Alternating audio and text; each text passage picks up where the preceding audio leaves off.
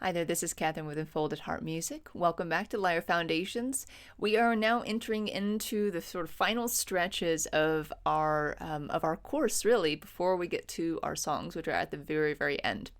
So we're beginning chapter 5 today, and this is on improvisation and composition for the lyre.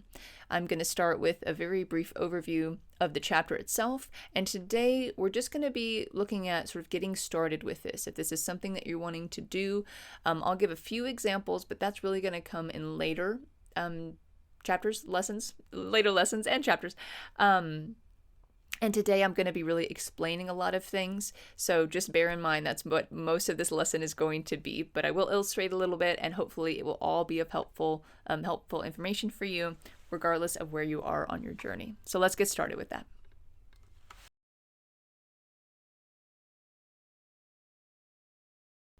All right, so a few broad comments about chapter 5, which again is composition and improvisation, specifically on the lyre. This is not a general course in either of these topics whatsoever. We'll have 2 lessons. The first one is overall things to take note of and ways to go about doing this, and the second is working in multiple keys, even though you're in one key signature, which is a huge help in exploring the lyre. The basic thing and the most fundamental thing I can tell you is that you just have to try it. One way to do this is to start with a song that you like and work off of that. That's how I began when I was in high school, not with the lyre, with other instruments, and just kind of study what is the music doing and can I do something similar. So just sort of copycat that. It's one way to practice this, but just have the courage to do it.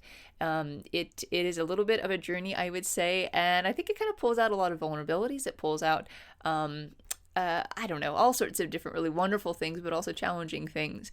It could be a very personal experience as well, and so sharing it or even doing it, sometimes we just need a little bit of a boost to say, all right, I'm just going to give it a shot. So that's my encouragement to you overall. I'm going to start today in lesson 1 with several different very specific things that you can do to help you with this and to understand, well, how do I even start? How would I even go about doing this? I'll give a few small examples, and then we'll close with lesson 1 for today. So let's get started. We'll take one little section at a time.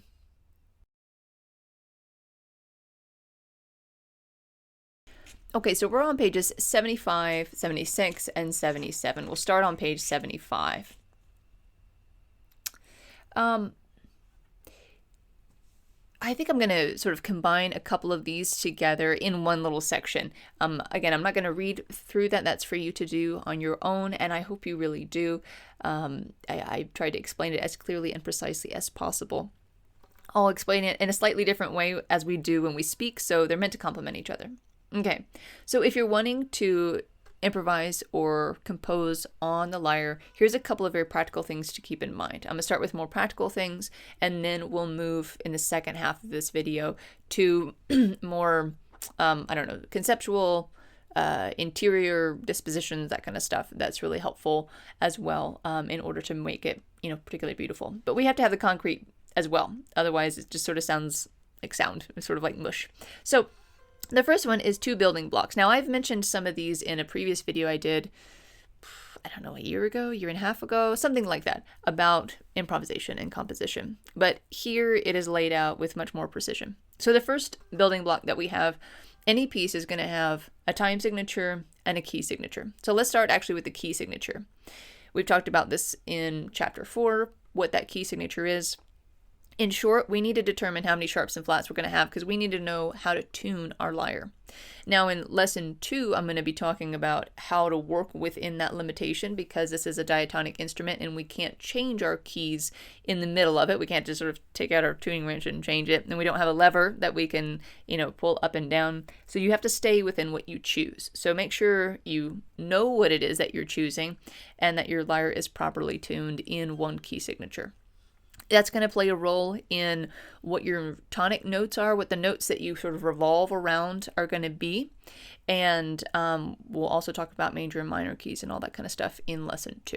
So that's the first thing, key signature. The second is time signature. The time signature, now there are some pieces that you could do, especially with improvisation, that really are very have a very open time signature. And I personally actually find that quite hard to play, and it's sort of its own skill. And most music that we listen to, unless it's very ambient music, is going to have a time signature. I would start with that because it's a more structured form of improvisation, but just know that it does exist, especially in the ambient sort of sphere of music, to not have a time signature. But if we think about the time signature, we can understand the difference that this makes. So for example, 3/4 versus 4/4. If I'm in 4/4, my music is going to be working off of this basic rhythmic structure. Well, I have 1, 2, 3, 4, 1, 2, 3, 4, 1, 2, 3, 4, 1, 2, 3, 4. So it'll sound something, we could play, if we're playing in 4/4 time, let's play a little something here. So let's play in just C major. 1, 2, 3, 4.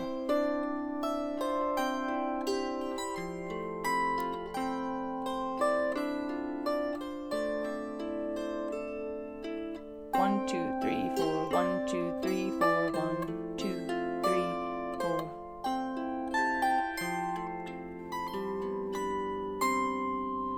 Okay, that was really hard to count while I was doing it.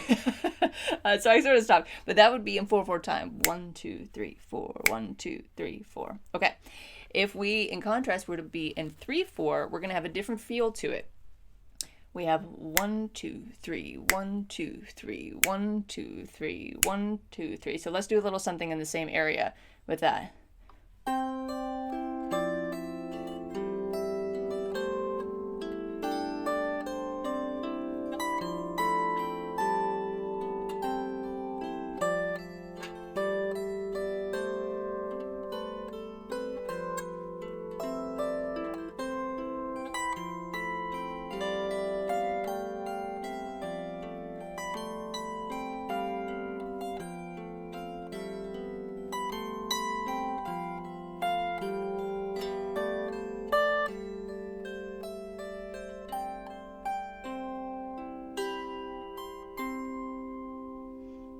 Okay, I hope you can hear the difference in that. So knowing which one you want to pick or which one you want to play, and let me move this back up, is really, really important and helpful. I'm sorry if when I did that earlier it was very loud.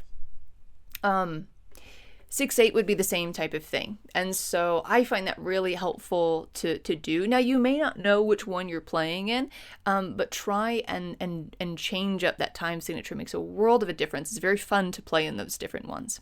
So, but you got to know both of those before you even start with it. Time signature and key signature. So those are two building blocks that you have to have and you have to know so that you even can determine, well, what notes do I play? That's the key signature. And in what way, what kind of rhythmic structure, and what's the kind of general flow and feel of the piece as a whole. That would be the time signature.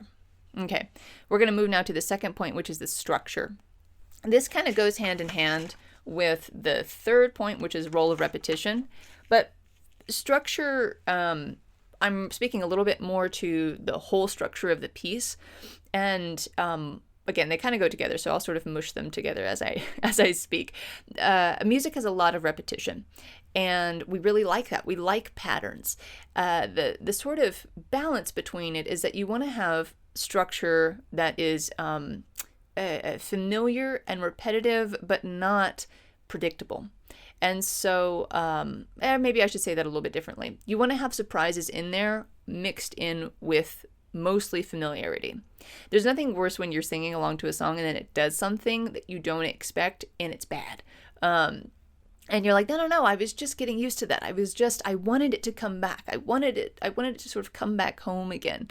And so don't underestimate that. I'd say that's one of the biggest things that a musician tends to do, myself included, is to make things more complicated than they need to be, especially in the role of what exactly do I play. You can go back to that same theme multiple times, and to the listener, it won't actually get old if we're doing it in a way that that's really creative.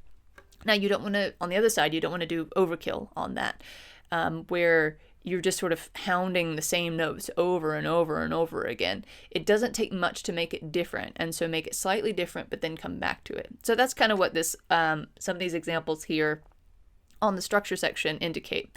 So, for example, a pattern that you might use for just a basic structure of your piece is, I'm just going to say it and then I'll explain it. You have A, B, A, C, B, A. So what I mean by those letters is that you have a theme A. You have some idea, right? So maybe we have like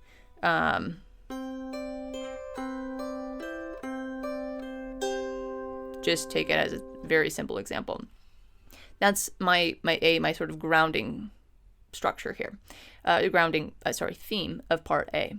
Then I shift to something slightly different. Maybe I'll go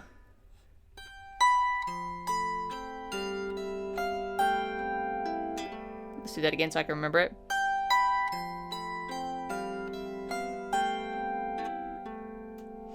Okay.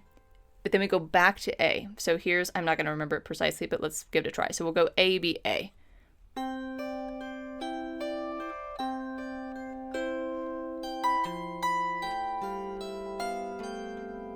Back to A.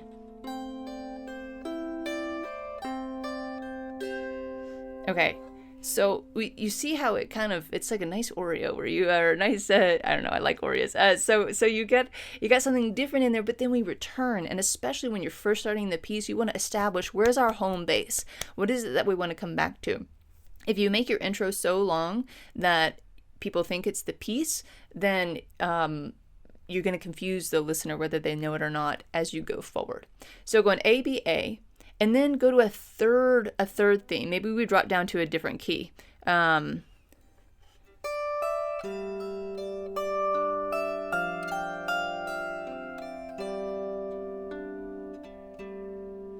I'm not going to quite remember that. Let's see if I can do it.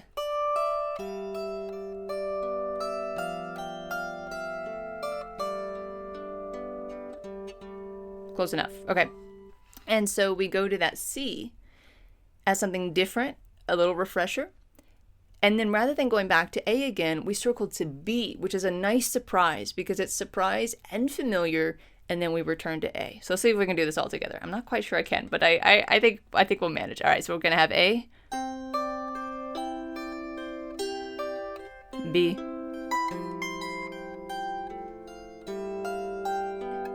A, and then C, back to B, and then A.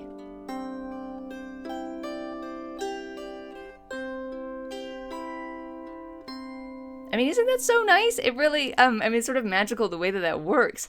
And that could be your whole little piece.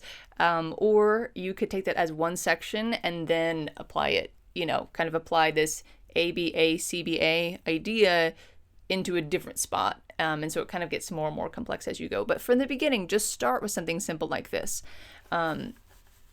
Don't be afraid to be repetitive. Don't be afraid to be structured either.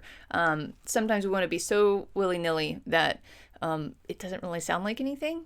The other side of it, sometimes we want to be so repetitive that it just sounds kind of boring. So there's a mix. All right. The other suggestion I have, which I'm not going to illustrate because you kind of understand the idea now, is that we can make this, more complicated, where we have our A, B, A, C, and then we go to D, back to A, because we've kind of ventured away from A little bit.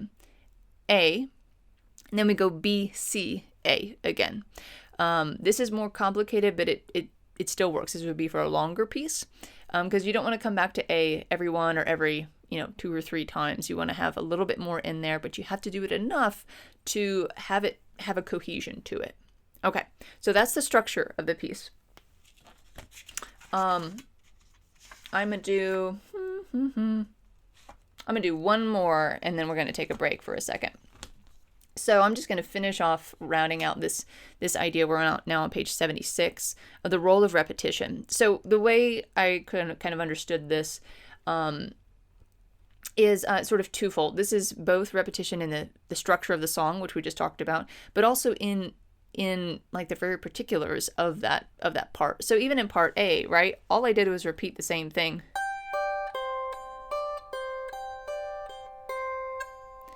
And if you're the composer, we tend to feel, maybe I should just speak for myself, self-conscious, or like, I don't know, was that good enough? Was that boring? Was that, especially as I work with the song so much, I start to get used to it, and so it doesn't sound surprising or interesting to me if I play it too much, to be honest. But don't be afraid within the phrase itself to be repetitive. So even if I'm doing like,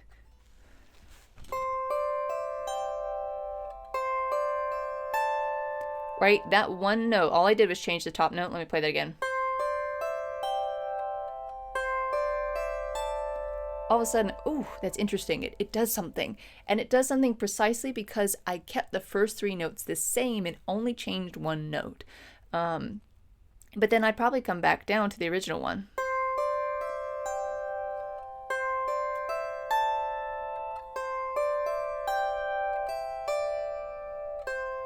So I'm using mostly the same notes throughout that. I came back to my first little phrase, did a slight venture,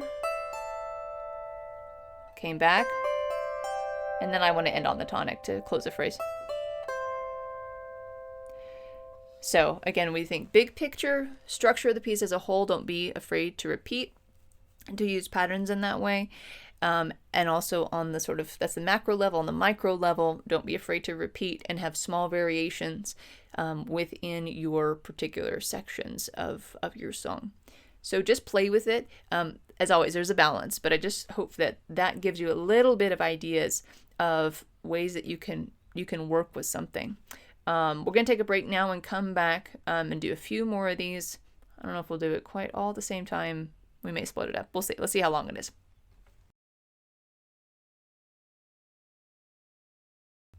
Okay, I think we're going to do 2 and 2. So I think we're going to do composing for a 2-handed piece, and then don't forget to listen in this section, and then we'll do the last 2 in the next section.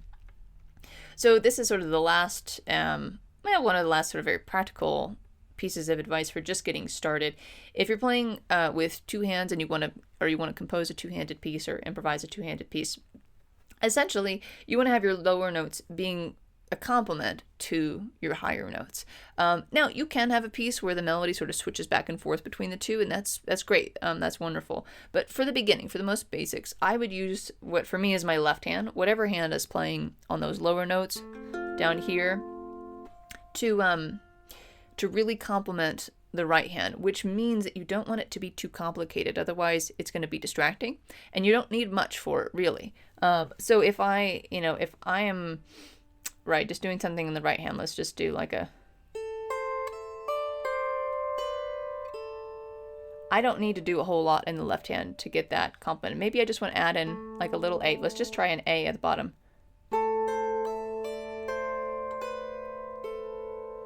Even, I mean, I know it's just one note, but even something as simple as that can really just fill out that bass part of your song. So even starting with something as simple as one note in the left hand for a whole phrase in the right hand, I think is great. If you want to start adding a little bit more, you can. Maybe we want to add an E a little bit later. Oops, sorry. So I added the E and then came back to the A, because we kind of want to end on that usually.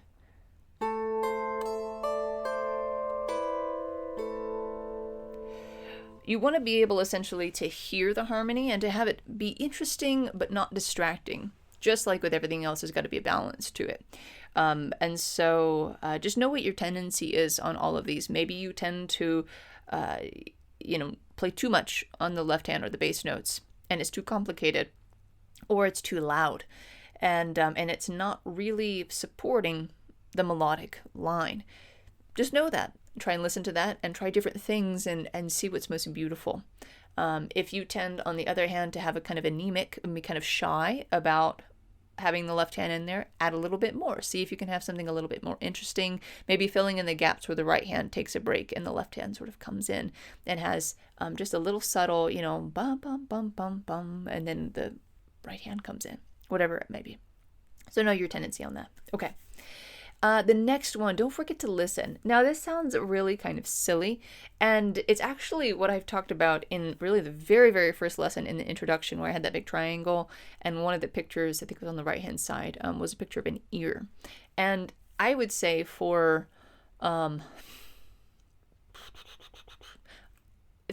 probably more than any other section in this whole course and in music in general, for composition and improvisation, it is most essential to listen. Now, of course, if you're playing a piece, you need to listen to what you're playing as well.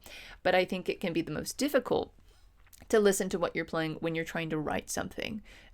This can be because we're just so focused on what we're trying to play that we forget to listen to it. Sometimes it's because we're like, I don't know if this is good enough, and so like I'm just sort of worried about it, and I'm not really listening to it.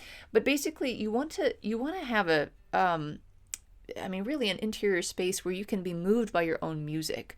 I know this can be very, very difficult, especially if you're playing for others. Like maybe you're somebody who goes and you play for family or friends, or maybe you're somebody who goes and you play, out in a little park, or you go to hospitals and you play to help those who are suffering. It can be very difficult to let go of the question of how do I sound, or how do I sound to others in particular, and to just enjoy the music that you're playing. But I would really encourage that. It's really that spirit of wonder that has to be maintained in order for the improvisation and composition to really, really sing, and also for you to enjoy it, and for it not to just be this anxiety-provoking activity. So don't forget to listen to what you're playing and enjoy it. It may sound, you may, be afraid of being too simple, or being, whatever it is.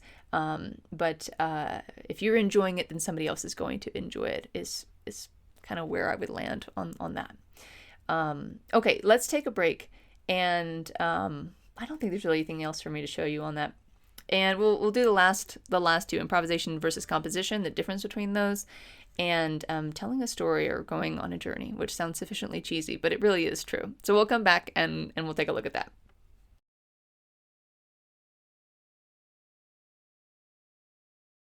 Okay, so a quick clarification of terms in regards to improvisation and composition. Hopefully you already know this, but just to make sure, improvisation, first of all, they're different skills. Improvisation requires you to just keep going, which I think is really fun, is a great challenge, and there's a lot of exploration, a lot of things that I'm surprised by when I'm improvising.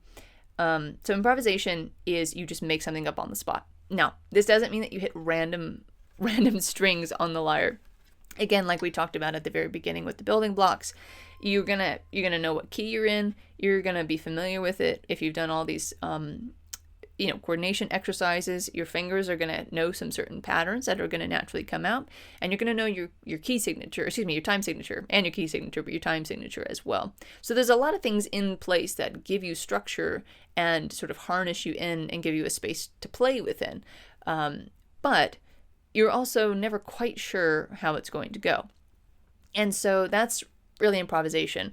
Again, a real spirit of wonder, of curiosity, and of flexibility and ingenuity with, there have been times in my improvisations where I've totally hit the wrong note that I wanted to hit. And then I was like, oh, that actually sounded quite nice. Or sometimes I'm like, that didn't sound quite nice. Let me see if I can work with that into the piece as I'm going, which again, I think is a really fun challenge. It doesn't always work, but it's fun to try it. And it's also really fun to explore things that I didn't have in mind, or I didn't intend to do, and to sort of receive in that surprise. Okay, so composition then is sort of more structured activity, you might say. People go about doing compositions in 1,000 different ways, so I would encourage you to do that.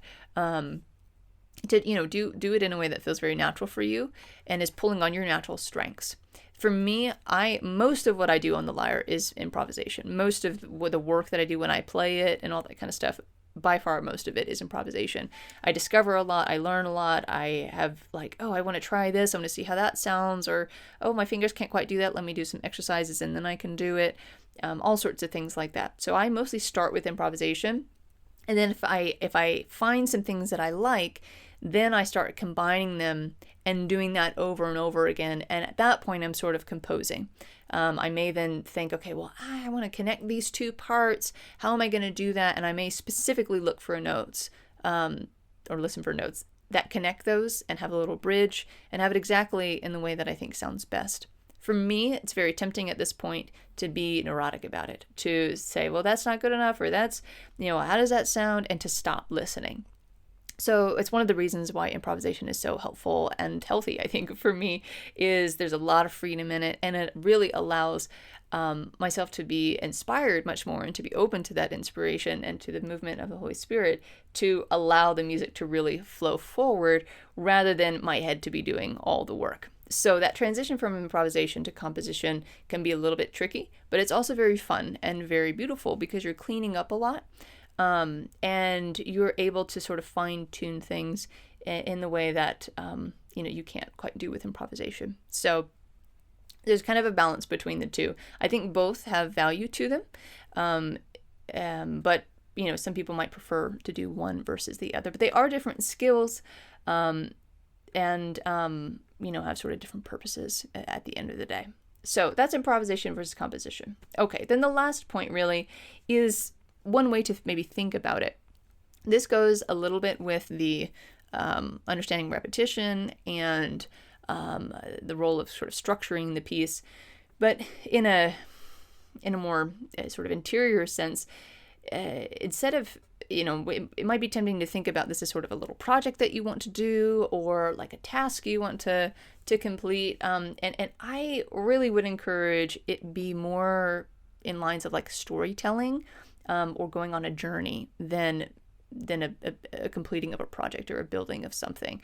And so a lot of it, I would emphasize the intuition more than the conceptual, though by no means throughout the conceptual, because the conceptual, again, that's why we started with that. You need to know what it is that you're doing, what key signatures, time signature, all that kind of stuff. You've got to have your basics so that you can have the freedom to allow yourself to be inspired, to allow that intuition to come in, and to allow your musicality to really blossom. And so thinking about it as a story, like what is it that I'm trying to communicate here? Or what is it that I feel called to communicate? Or what is just coming out as I'm playing this? What is, and it doesn't have to be something specific, though it can be. If I'm playing a slow, kind of more, in a sort of minor key or something, if I'm just like,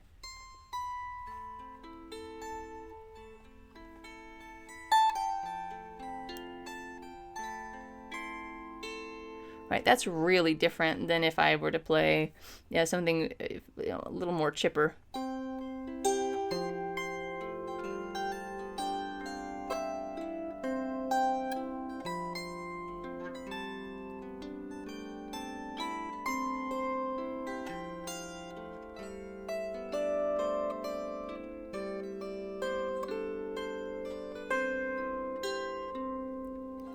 So music, of course, communicates stories. Why we have it in music, we have it in movies, we have it in all sorts of different, in theater, all sorts of different storytelling mediums and modes, and it's what really contributes to it. So consider that when you're playing something, what is it that I'm communicating, and allow that to that same story to be drawn out as you move forward, whether you're composing or improvising, and stick with that. It allows it, again, to be very exciting and interesting for you because you're sort of discovering it as you play it, and it allows you to then go on a journey. You're both sort of the speaker and the teller of the story, but you're also the one going on that adventure. And I think both are really important to understand as a musician, that you're doing both of those, and we can't just be the one telling the story. We have to also be sort of going on that journey as well.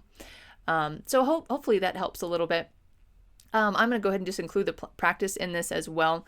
One thing that I do that helps immensely with all sorts of different aspects of writing and improvising on the lyre is I listen to a lot of music that I think is beautiful and that I also kind of want to try and take and imitate on the lyre. So it's sort of twofold. One is I just listen to it while I'm doing other things. Mostly classical guitar and harp music are the kind that I feel sort of most inspired by. So just listening to that, because that fills your mind, not even on the conscious level, but you'll gain different ideas of what to do and sounds to produce when you're actually coming back to the lyre later. And again, it kind of builds up the intuition to accompany the knowledge and the conceptual understanding that hopefully you've developed in things like this course. So both of those are really important, the conceptual and the intuitive.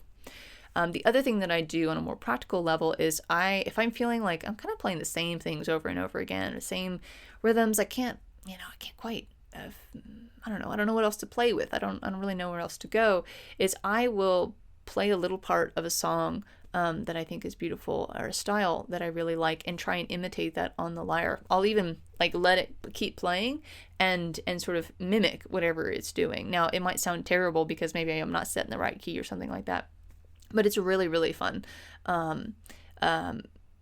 Natalie Birkenstock is a harp player that I listen to all the time and do this a lot with her music. She's very playful, and it's not like this ridiculously complicated music.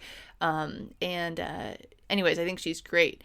And so I do that a lot. Some classical guitar music I do too. It's a little bit different because the instrument is structured, a little bit more differently than the harp is in regards to how you produce the sound. And so I tend to do it more with harp music than classical guitar music, but I think it would still work. But so listening to it, and so say she's in a minor something, that I'm, trying to play with that, trying to go with that. Maybe she's doing, a swing piece in 6/8. I'm like, oh, I haven't tried that before. Or having the left hand have a certain kind of pattern, and I try that. And then I turn it off and I just go with it. And that really expands my ideas and my imagination in a really, really fun way. It's a very fun activity, to be honest with you. So that's something that I would encourage you to do as sort of your practice for this. And really your practice is just to jump in and just try it. Again, you can start with a piece that you already know and sort of build off of that, or create a variation to it. That's a really fun way to do it. A very wonderful way, I think. You can do what I just suggested. And also just playing around with it. Taking maybe one of the exercises that I've given you. Some of them actually sound pretty decent, and work that a little bit, and then go to a different spot on the lyre, play the same thing, and then come back, see how that sounds. Always be listening, and have that spirit of wonder. I think that is our sort of best friend. So okay, there's not really anything else I need to say, so we won't do a summary section for this video. But if you have any specific questions or something I can help you out with this in particular, I know I've left a lot open for you, but hopefully this gives you some good groundwork. Next lesson, we're going to be looking a little bit more, or a lot more specifically really, at playing in multiple keys, even though you've got one key signature. So this is going to open up a lot of patterns and notes for you to play around with that maybe you hadn't thought about before. So we'll save that until our next lesson. But again, I hope this has been helpful for you. Reach out if I can do anything to be of service to you in any additional way. And I hope you continue to enjoy your lyre playing. God bless, and may the peace of Christ be with you. Thank you so much.